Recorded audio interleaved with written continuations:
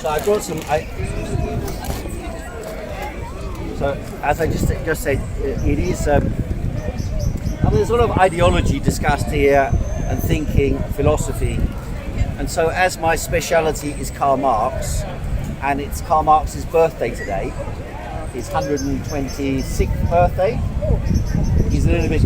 226th birthday. It's okay. 226th birthday.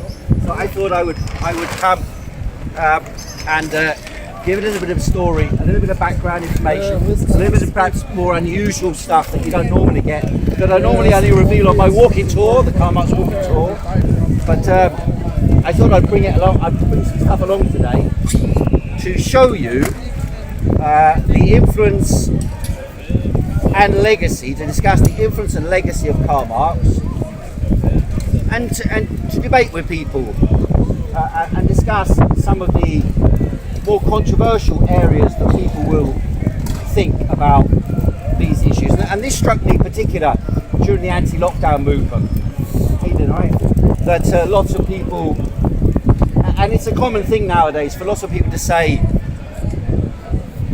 the lockdowns, the pandemic measures, the Democrats in America, the movements around green or around climate change issues are some kind of communist conspiracy.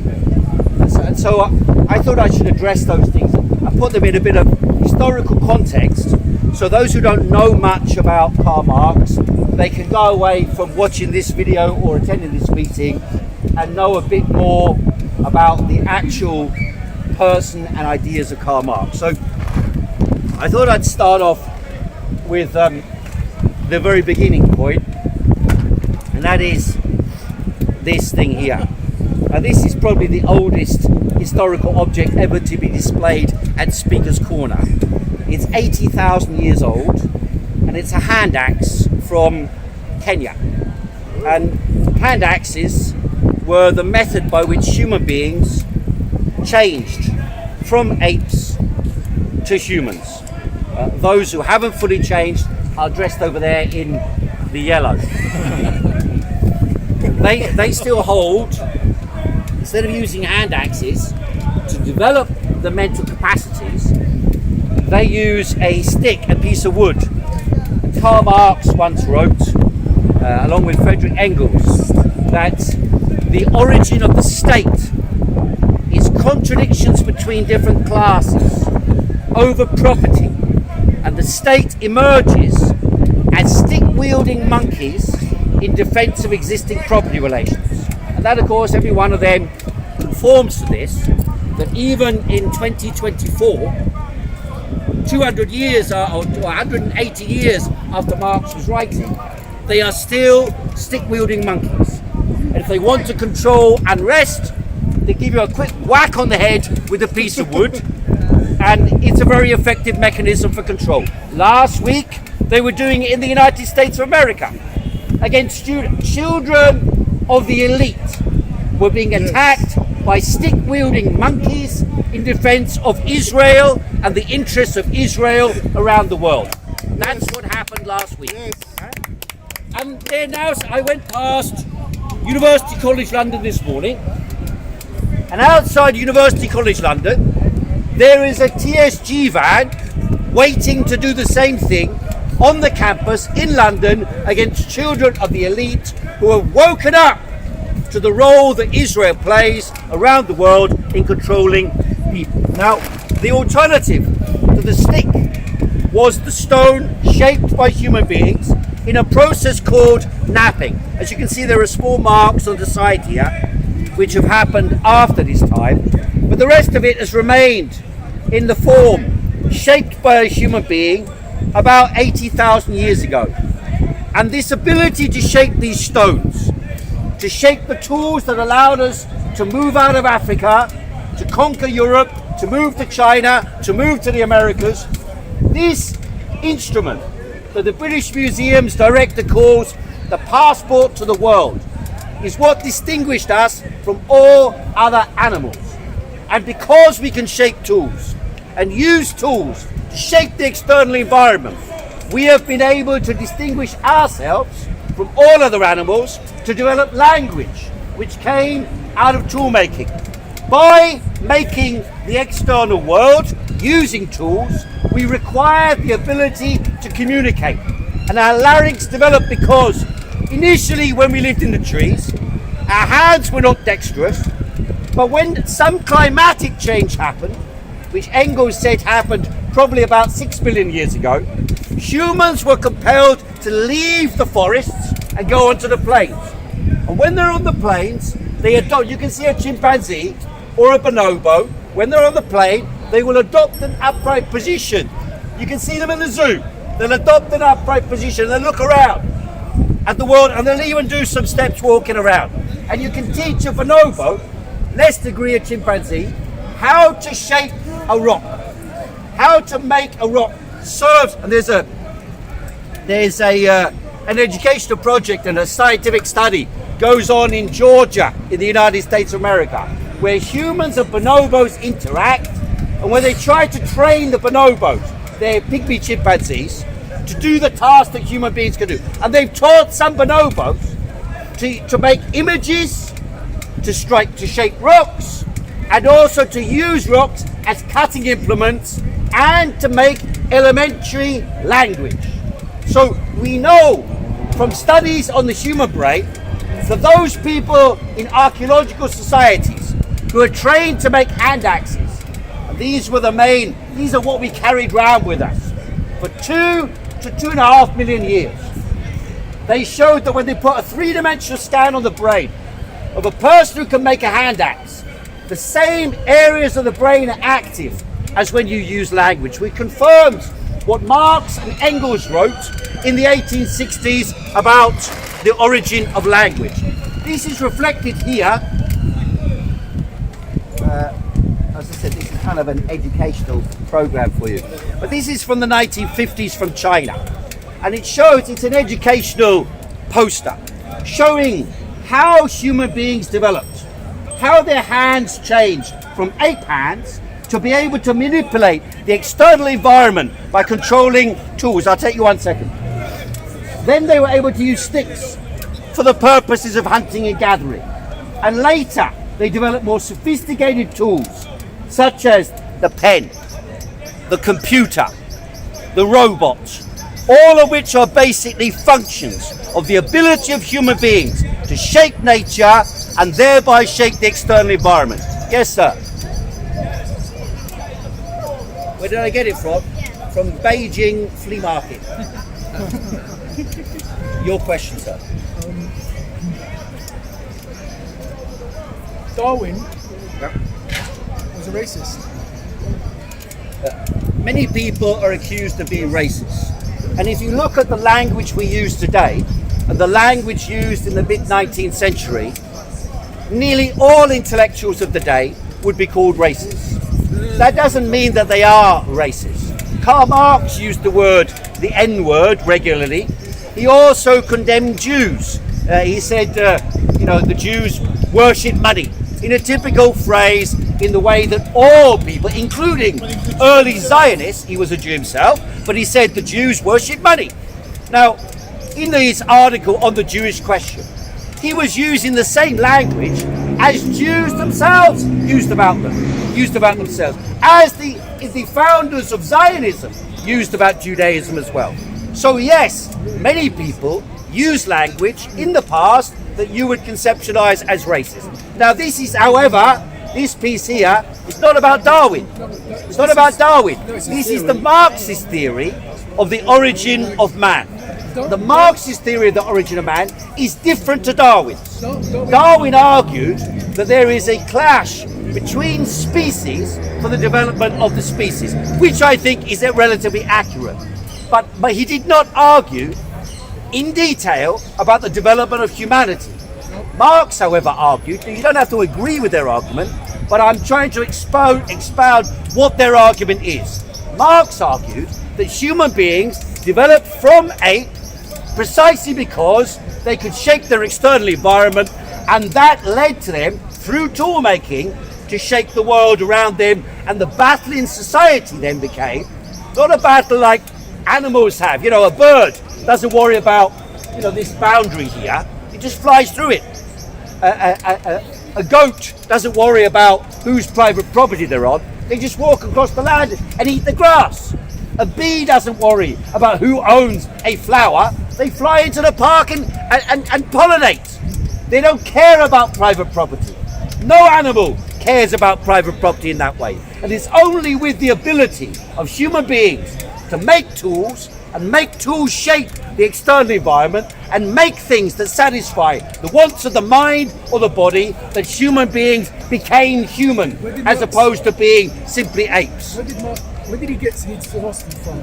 Marx got his philosophy from two main sources. One source was known as materialism, and that had ancient Greek traditions as well. Atoms, matter, shaping the world. So the inner world, according to Marx, is shaped by the external world. It is not a figment of the imagination, and in fact he took this philosophy from a German philosopher who was in his environment by the name of Feuerbach, or better said, by a criticism of Feuerbach. Feuerbach was a Christian, a believer in Christianity, but he was a believer in a particular type of Christianity. He brought materialism into Christianity, and he said, you can look this up in Isaiah 8 in the Bible, he said, man first shapes a piece of wood and then bows down and worships their own creation, whether it be a totem pole, whether it be a mosque, whether it be a church, whether it be a Buddhist temple, or whether it be a Christian cross. Man shapes these with their hands using tools developed from the early hand axe. From those tools, man then believes that what they created themselves is an icon representing the gods. In fact, the reason for the alienation of man from their own existence, man from their actual nature, is because man creates these things, but these things then dominate him. Objects control human beings. Money controls human beings. Weapons control human beings. Rather than us controlling what we make ourselves, the things themselves turned into capital, in particular to money capital, finance capital, and the large means of production, control humanity. On tomorrow morning, or better said Tuesday morning, for most, people go to work. They work on other people's tools, on other people's means of production.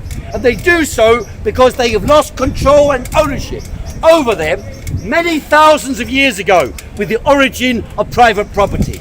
Private property emerged really in the agricultural period after 12,000 BC. For most of human existence, about 2 to 4 million years, there was no private property to speak of. Because there was no private property, Karl Marx defined that era of human development as primitive communism.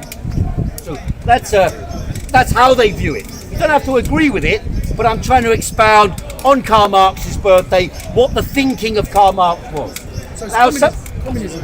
Sorry? So it's communism. Well, communism existed long before Karl Marx.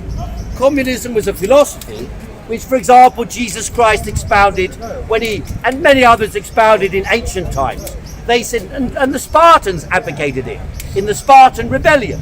Communism was a belief of the equality of man. It's something that in many ways is inherent to the nature of human beings, because they look back, the concept of the Garden of Eden. Well, it's a concept without private property, where you take what his nature has given you and you live in harmony with each other without conflicts and classes. So the idea of heaven on earth is the idea of some kind of communistic future. So if two men, one works harder than the other, is he allowed to earn more, prosper more in a communist state? Well, or in a socialist state? Yeah. So, as I said, there are different interpretations of communism. So Marx really had two concepts of communism. One was a primitive communism that existed for the majority of history.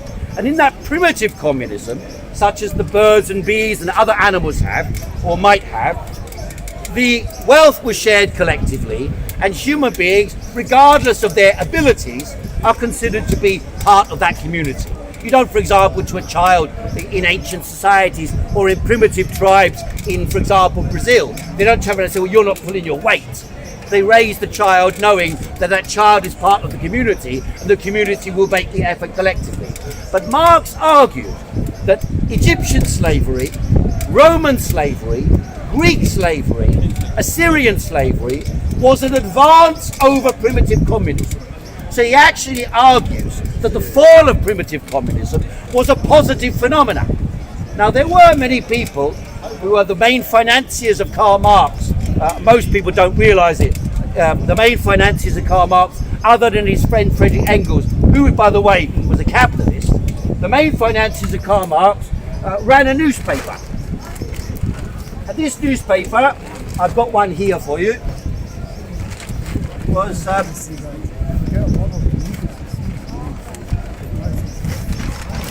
this is where Marx earned his money. He wrote for this newspaper. It was the #1 newspaper in the world. This is an original from 1853. There's a Karl Marx article on the front page. So he was like one of these journalists who wrote for a major American newspaper. The newspaper was the most widely read newspaper in the world, a circulation about 300,000 every week. There was a daily, a weekly, a semi-weekly newspaper. Here you can see there's an article. It's called British Rule in India, and it's signed by Karl Marx at the bottom. Now, Marx wrote 491 articles for this newspaper. His income was derived from writing for an American newspaper. The people who ran the newspaper, it's quite a funny story. There's a guy, you can have a look if you like. There's a guy called John F. Kennedy, the former president of the United States of America.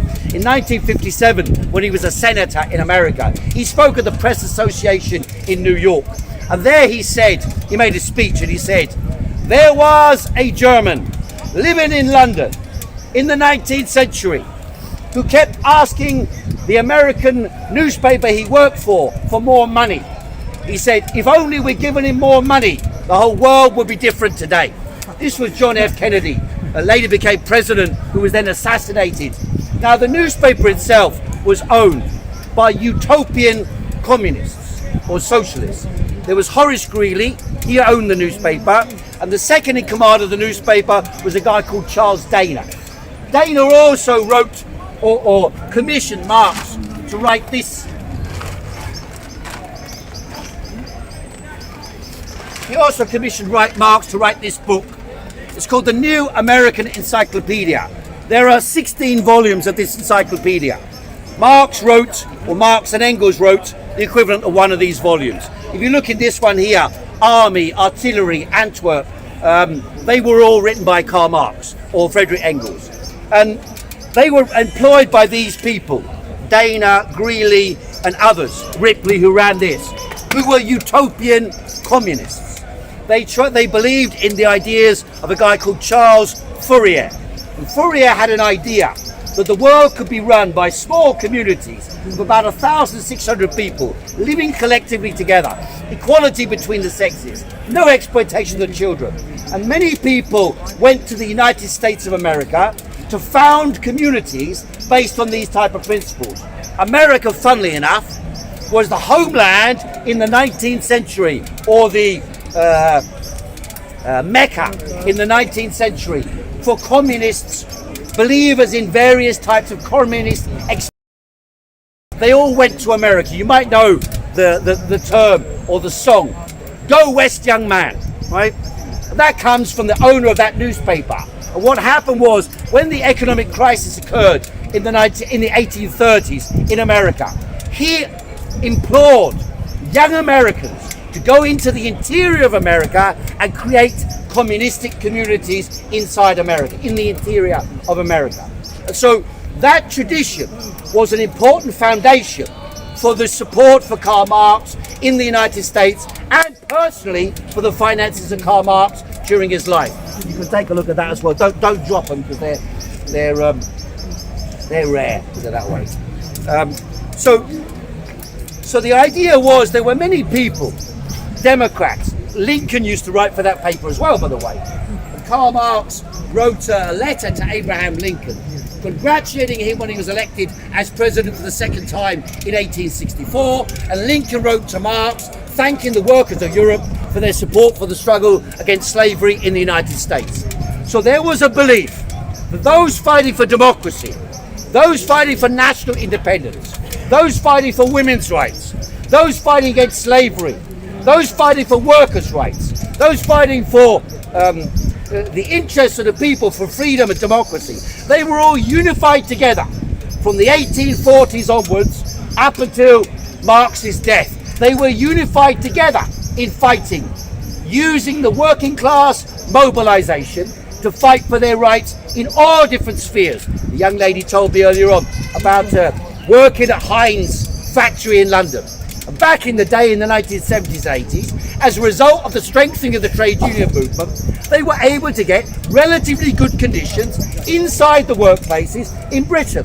And so, although we don't tend to associate, or most people don't tend to associate Karl Marx with the national struggles, for example, the independence movement in India, or the national movement in Egypt, or the national movement in Syria, or the independence movements in the Arab states, or in China, or in Africa. In fact, they were inextricably interconnected. Don't forget, when Nelson Mandela died, it was revealed that all along he had been a member of the Communist Party, which of course in the treason trials they accused him of, because it was a belief that only by workers' struggle, by the combination of the working classes, those who make the wealth in society, only by that could you achieve liberation, whether national, social, the rights of the women or whatever.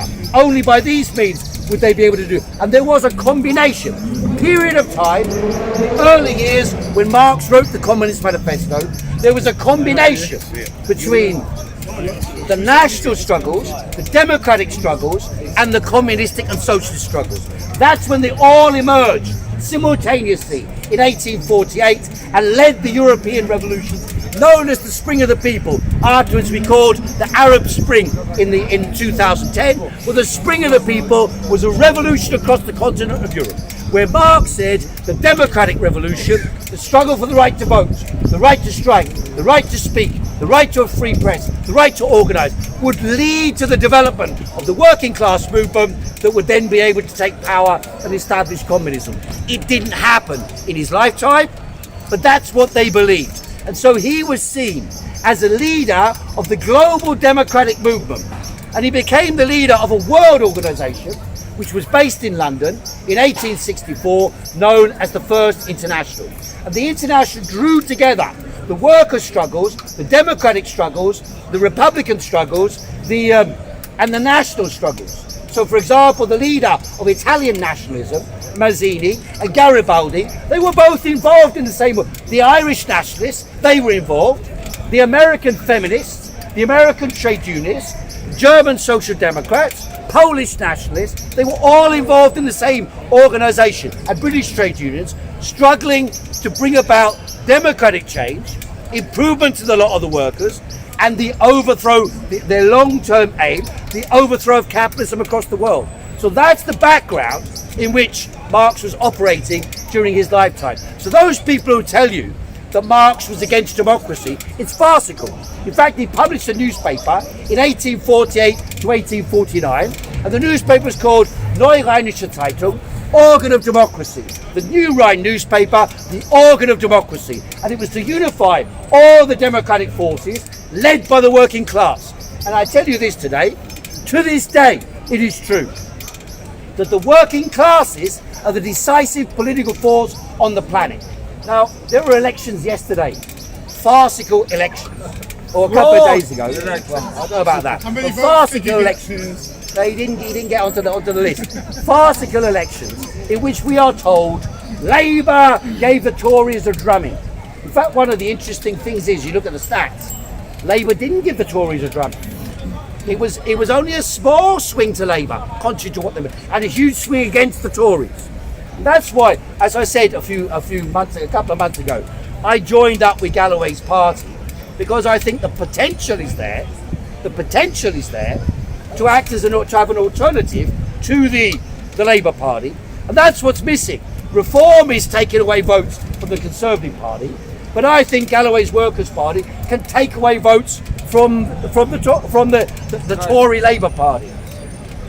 And of course, I know a lot of people turn around and say, well, Galloway has got this wrong with him, Galloway's got that wrong with him. In particular, a lot of people who follow the work I've been doing or peers have been doing will turn around and say, well, he didn't really he didn't say anything about the pandemic. So I wrote to Galloway this week about the issue of COVID and the pandemic.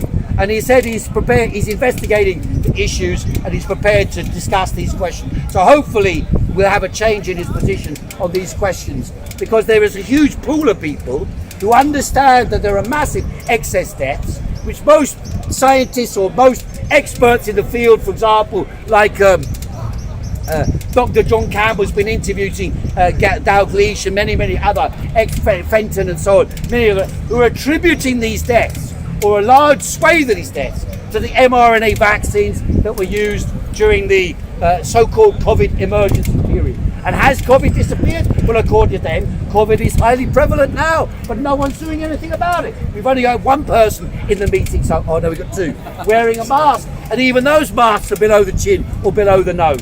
So they're merely symbolic. They don't actually represent anything. Now, there are students who are protesting today who are wearing masks.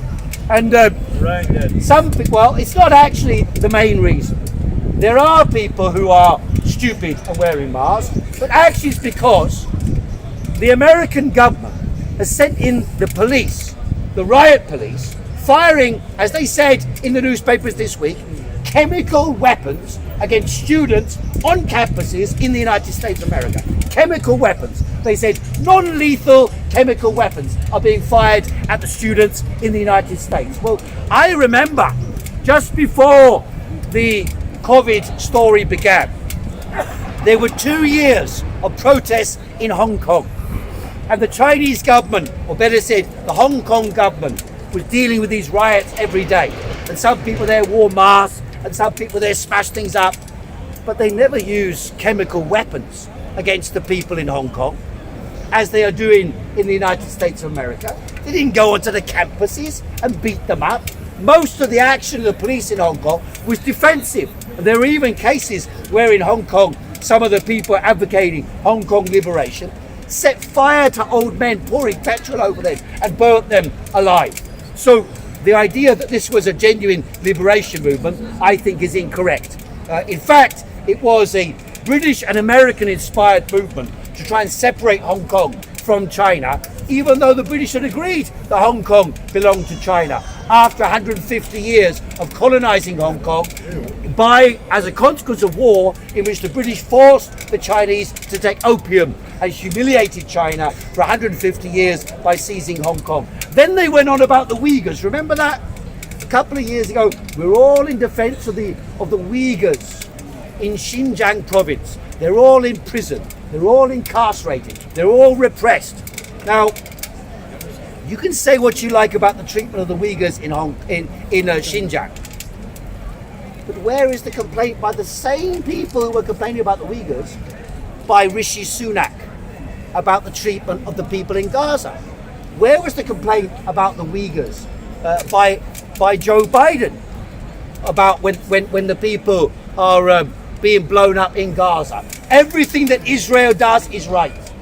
Keir Starmer, everything Israel does, they can cut off the water, they can cut off the food, they can cut off the medical supplies. All that is okay as far as Keir Starmer is concerned.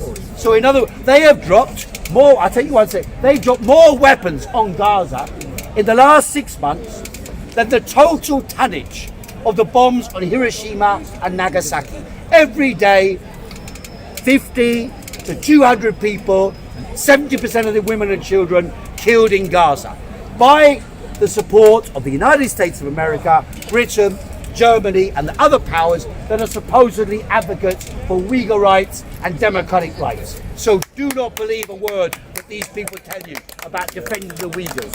Protests that have been occurring around the world against what's been going on have made no difference.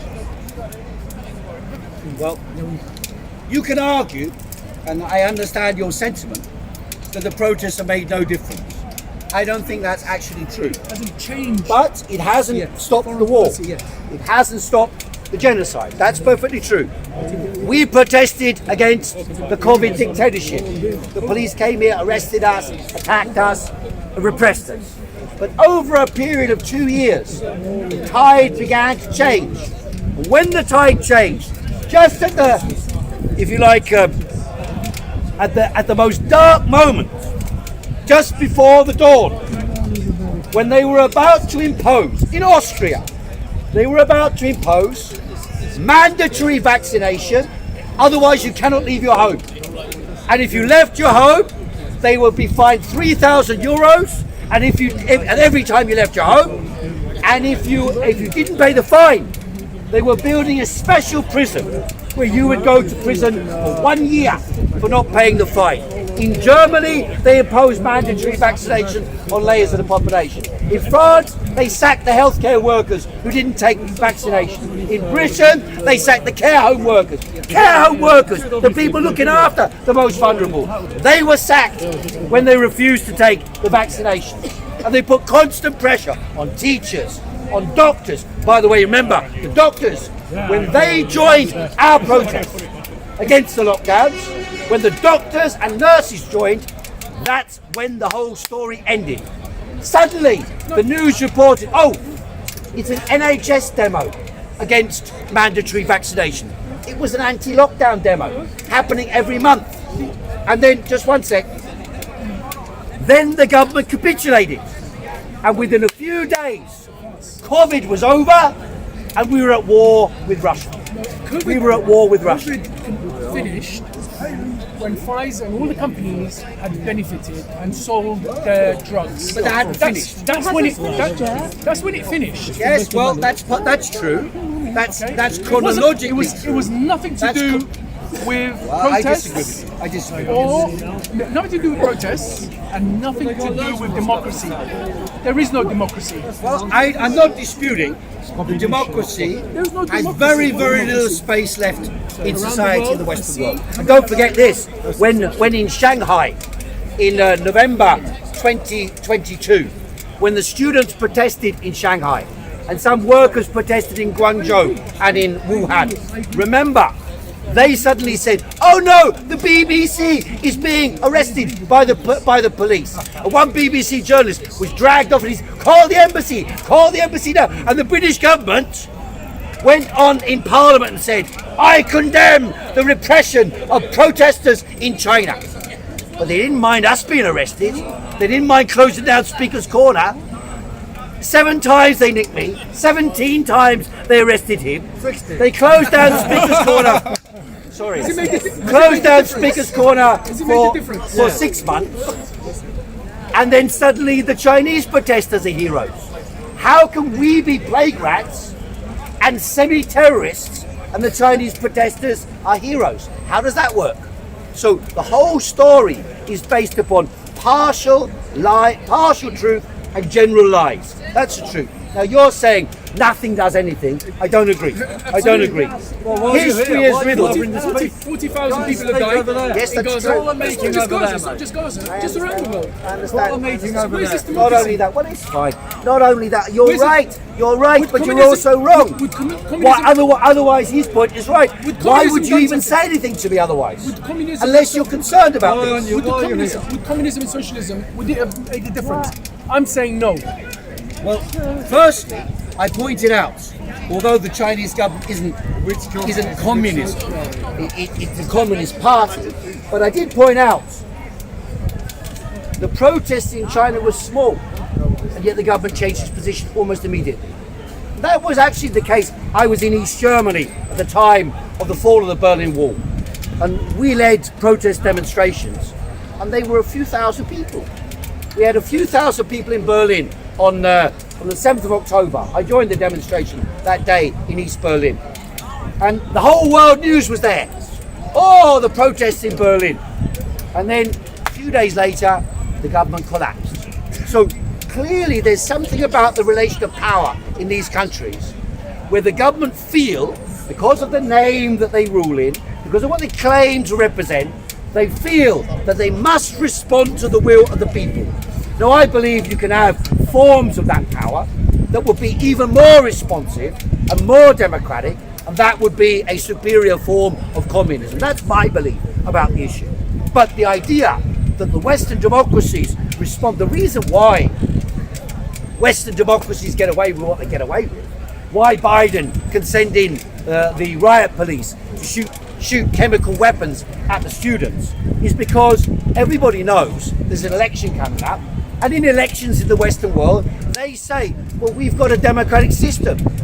You can remove me and put him in, or remove him and put him in, and therefore they've got some flexibility. A lot of people, that's why Labour gained votes at the election a couple of days ago, is because a lot of people believe, well, you've got a democracy, you've got the right to vote, in other words, cross a piece of paper once every 4 years against everybody else's crosses, so it actually equals almost nothing. But against across a piece of paper, you can change this representative or that representative. And it's only at certain times in history, when there's deep social crisis, deep discontent, that people feel the entire system has to be replaced. Not just one party or another party. But for most of the time, throughout most of our lives, people believe change one party for another. And all the apparatus, the education system, the mass media, the political system, the television, all of that promotes this idea that we live in a democracy where every 4 years you change what you want. And all the political pundits, Laura Kuenssberg and all these goons, and all the international television stations owned by billionaires, promote this idea because it suits their interest to present the idea that you have a system that responds to the will of the people. In reality, as you're correct in saying, and it's the most stark contrast in modern times, apart from the COVID story, as you're saying, in Gaza, we can see actually nothing moves them when they want to act in the most barbaric fashion in modern times. When they carry out genocide live on television, nothing moves Netanyahu. Although the people are protesting on the streets in Israel, the people are protesting around the world against Israel. And yes, Israel has lost this ability. But don't forget remember what they did with Jeremy Corbyn. They removed Jeremy Corbyn from power based on the lie that he was anti-Semitic. And they just kept repeating it again and again and again until people, you went to the doorstep and people say, oh, he's anti-Semitic, isn't he? They didn't even know what the word means, but still they believed it. Because the whole machinery of lies have been propagating this for years. But eventually, the tide turned. And I tell you this, the tide has turned. You know, a friend of mine, a Jewish friend of mine, who used to say, there's no business like show business. Right? So there's no business like the Holocaust. But of course that's over. Nobody's listening to that anymore. How can you say this? My so-and-so died in the Holocaust.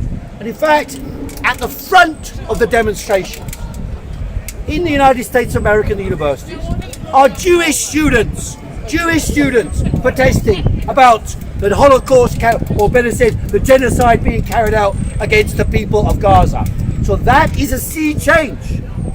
It won't save the people of Gaza for now, but it is a sea change, and it will result in fundamental transformation in the balance of power. You wish to be cynical, or you believe cynicism is the correct Jewish analysis. people have always gone and supported the underdog.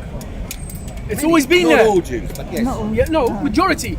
Zionists, let's distinguish between the two. That's fine. So the Zionists is a propaganda situation here, and let's put it this way. Whichever party you put in power, nothing's going to happen. Nothing is going to change. I just said a minute ago, the political system in the Western world is composed of this story that you can remove one and put the other in. Remove the other, put the other in. And the Chinese system, or the system of government in so-called communist countries, is a one-party system, so they don't tolerate that. So they are more responsive to political protests from below. That's why the student protests in 2022 ended the COVID restrictions in China overnight, whereas we protested for 2 years on massive demonstrations, which weren't even reported by the media. They weren't even reported in the media in the West. Nothing. Zero. You'd go on a demonstration, 500,000 people, not a dicky bird in the media. Nothing. And when they did report, they said plague rats and conspiracy theorists. Anti-vaxxers. That's what they said. We're all conspiracy theorists, and there's no conspiracy. There are lots of conspiracies in the world. Any member of the police, if you want, there would be no television program based on police activity if there were no conspiracies. As soon as a police officer arrives at a crime scene, they say, who had an interest in doing this? Well, as soon as someone's found murdered, people say, who plotted the murder? And who might have been involved? And who might have gained? Right back from the time of Nero. Nero said when Rome burnt, he burnt Rome. But he said when Rome burnt, who's responsible? Let's find the people behind it. Capitalism is based on multiple conspiracies. It also has free flow. It also has an organic nature to it, which makes it create interest and power opposed to the majority of humanity. But within that, every company has a conspiracy within it. Within within the leading boards of Pfizer, within the leading boards of the political parties, of the trade unions, of the big corporations, there are conspiracies and plots. And those conspiracies and plots try to carve out power, wealth, and influence out of their position. Example of communism in China. Well, do we want to live in a situation like China? Well, But you can't do anything about it, can you? it is my argument. Firstly, it is my argument that China. I'm not arguing that China Is communist, but of course, because the Communist Party is in power, and I used to write for the Chinese State Council website for 11 years. I was a journalist with them. I believe that China can be reformed by democratic struggle from below to achieve genuine democratic control by the people. That's what I believe. That's what I believe. And I think the example I just gave shows that. That doesn't mean I believe the Chinese government is correct in what it's doing today, but it means I believe if critically minded communists seek to establish a democratic society controlled by the people in China rather than a capitalist society as the Americans want to establish in China, I think that would be a positive thing. So for example, when the Ukraine war comes to an end, as it will eventually, the Americans are already saying, and the British by the way, that we are now pivoting to Asia. And they're saying the Chinese have got too much influence in the South China Sea. That's like saying the British have got too much influence in the English Channel. Right? So that's like Xi Jinping saying that to the British. So clearly we're talking about a plot, a conspiracy by America, by Britain, by Australia, by Taiwan, by the Japanese against China. Because the reason is that China's economy, because it's publicly owned in the dominant sectors of the economy, is better placed to develop than the Western economies. That's what we've seen for 40 years now. China's economy has grown 5%, 10%, 11% a year from 1989 until today. From that time till today, every year economic growth. And out of that, cities have grown up, and they turn around and say the green policy. China builds cities, builds railways, builds coal-fired power stations at a rate that is and uses cement that releases masses of CO2 into the air.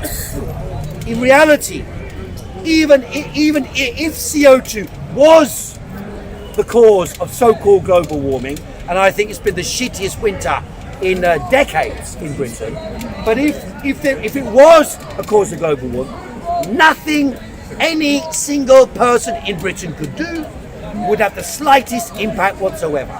Forget all these idiots sticking themselves to the ground, sticking themselves to buildings, smashing windows, firing spray at buildings. They will have no influence whatsoever on anything in the world, apart from your rights in Britain. Yes. They are being manipulated by an elite in the United States, getting massive subsidies to promote the green agenda so that they can eventually get the majority in the Western world thinking that saving the planet, well, one day you'll have like 10 days of hot weather across the northern hemisphere. Then they'll turn around to young kids who they've indoctrinated with this nonsense and say, that's why we need to fight China, because China's releasing CO2. What China has done is raise the living standards of hundreds of millions of people in China, and that has acted as an example to people around the world who look to China and say, we do not have to follow what America says. That has also begun to change during the period of Gaza. The Africans, they don't look to America anymore, if they ever did, but they don't look to America anymore. South America also, India also beginning to turn away from the United States of America. So this is a breakdown in the power and position of the United States of America in the world. And in that respect, China is acting as a very progressive force. Despite my criticisms of things that happen in China, despite that, China acts as a very progressive force in that way. And they are smashing this delusion about the CO2 and all. They don't have these idiotic schemes where you put a great big wooden planter in front of someone's street entrance, or you put cycle lane. There's a cycle lane on the pavement, and you put another cycle lane in the road, and another cycle lane in the other. And I've been driving around London recently. 80% of the cycle lanes are not used at all, or barely used at all. Nobody does that. So, and when they do, those people dressed up in the whole cycling outfit, they cycle in the middle of the road. And they cycle because they think they're like, doing some special exercise, And these electric bikes, well, where's the lithium coming from? Where's the cobalt coming from to make these idiotic bikes that clutter the streets everywhere? And the electric cars, you buy an electric car, do you have any idea what the insurance is for an electric car? If you buy a Tesla car, you're talking about £5,000 a year insurance. It's something for the wealthy elite and their children to blabber off about. It's got nothing to do with reality. And then they say, oh, AI is the future. How much is spent on the machinery and equipment, the so-called CO2 emissions? How much of that comes from the AI now? Massive data banks the size of Hyde Park, churning electricity to make bitcoins and artificial intelligence algorithms for ChatGPT or DALI AI or video AI.